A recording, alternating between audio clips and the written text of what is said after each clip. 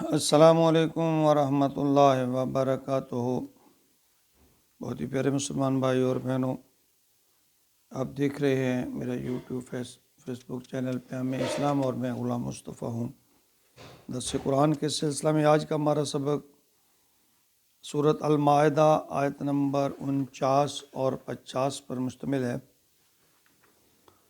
اعوذ باللہ من الشیطان الرجیم، بسم اللہ الرحمن الرحیم۔ وَأَنِحْكُمْ بَيْنَهُمْ بِمَا أَنزَلَ اللَّهُ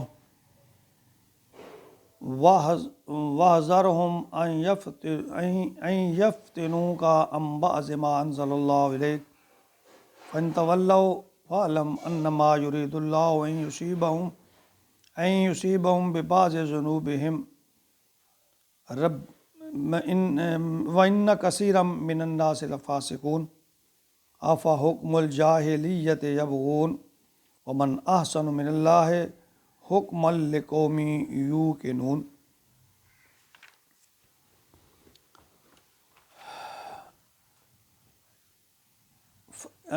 فرمایا گیا کہ شریعت کے معاملات میں فاسق، فاجر اور بے دین ہونے سے بچے رہو یا ان سے بچ کے رہو،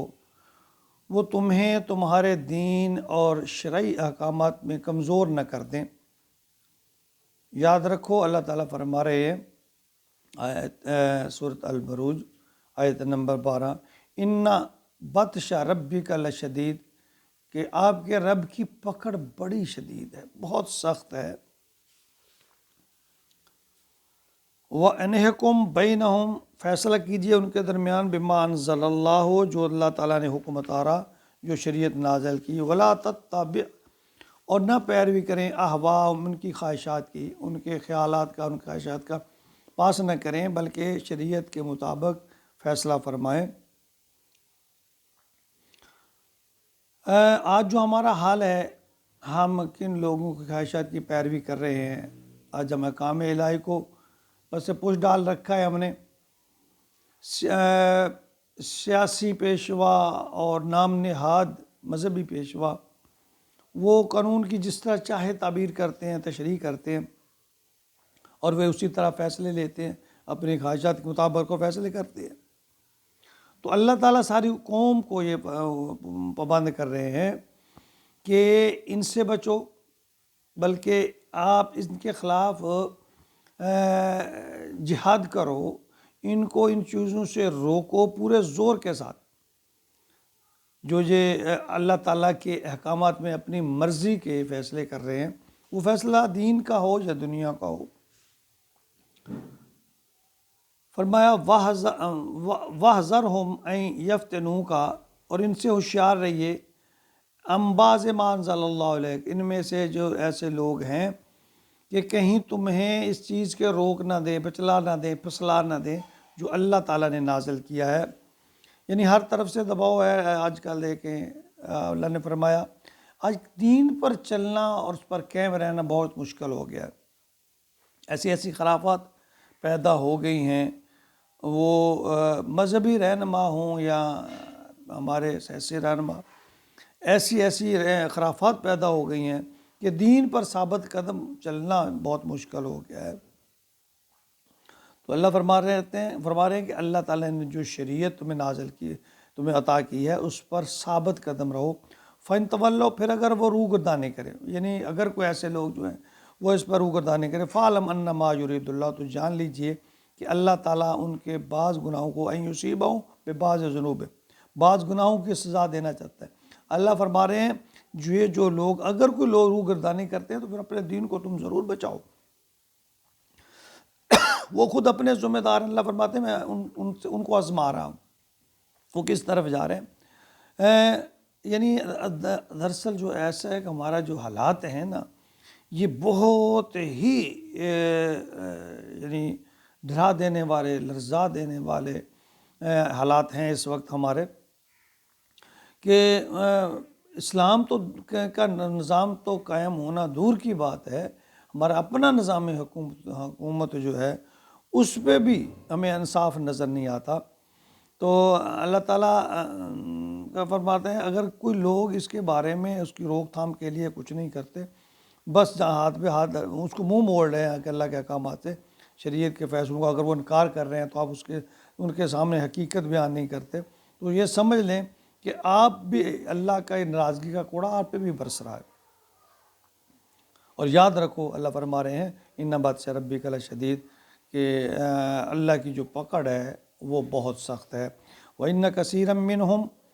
وَإِنَّ كَثِيرًا مِّنَ النَّاسِ لَفَاسِقُونَ، اور اسی میں تو کوئی شک ہی نہیں ہے کہ لوگوں میں اکثر فاسق جو ہے نافرمان ہیں، جو اللہ کے حکم کو نہ ماننے والے جو ہیں، اللہ فرما رہے ہیں وہ فاسق ہیں۔ آفا حکم الجاہلیت یبغون، تو کہ یہ جاہلیت کے فیصلے چاہتے ہیں، یعنی یہ لوگ اپنی مرضی کے شریعت کو پسے پشت ڈال کر اپنی مرضی کے فیصلے چاہتے ہیں۔ یعنی زمانہ جاہلیت میں بھی یہ تھا کہ لوگ اپنی مرضی کے فیصلے حاصل کرنے کے لیے بعض اوقات نبی اکرم صلی اللہ علیہ وسلم سے یہود و نصارہ بھی آ جاتے اور فیصلہ اپنی مرضی کا مانتے، اگر ان کے مرضی کے اپنے فائدے کے مطابق ہوتا تو مان لیتے، اگر نہ ہوتا تو اس کو رد کر دیتے۔ یعنی اب بھی لوگ ایسے ہی ہے کہ زمانہ جاہلیت کی سی اب بھی روش ہے کہ اگر فیصلہ ان کے حق میں ہے تو گویا انصاف ہو گیا، اگر فیصلہ ان کے حق میں نہیں ہے تو چاہے کتنا بھی وہ انصاف پر مبنی فیصلہ ہے، یہ وہ فیصلہ ٹھیک نہیں ہوا۔ وَمَنْ أَحْسَنُ مِنَ اللَّهِ حُکْمًا لِقَوْمٍ يُوقِنُونَ، اللہ کے حکم سے بہتر کس کا حکم ہو سکتا ہے؟ جو اللہ پر یقین رکھتا ہے۔ حکم لقوم یوقنون، وہ قوم جو اللہ پر یقین رکھتی ہے۔ اللہ فرما رہے ہیں میرے حکم سے بڑھ کر کس کا حکم ہے،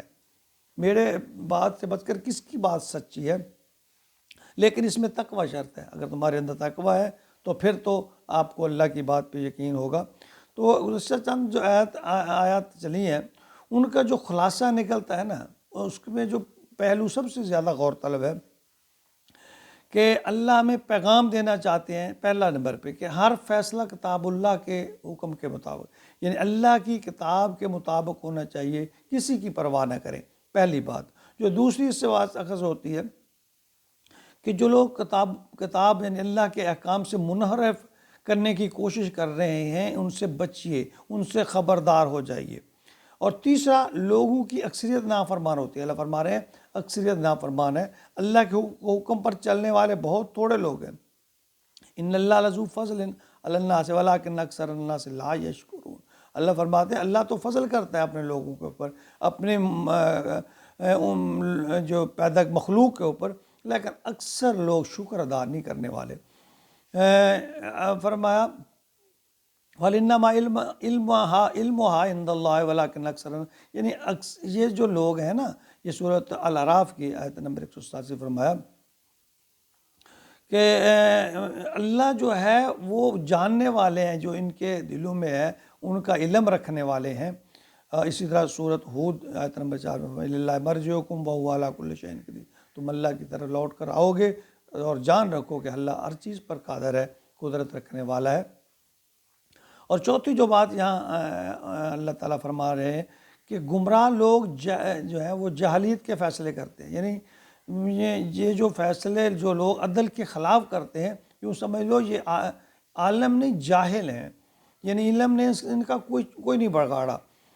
تو پانچویں نمبر پہ اللہ تعالیٰ کے جو قانون سے بہتر کوئی قانون نہیں ہے جو ہر مظلوم اور بے بس کے حقوق کا تحفظ کرتا ہے۔ اللہ کرے ہمارے ملک میں اسلامی نظام حکومت قائم ہو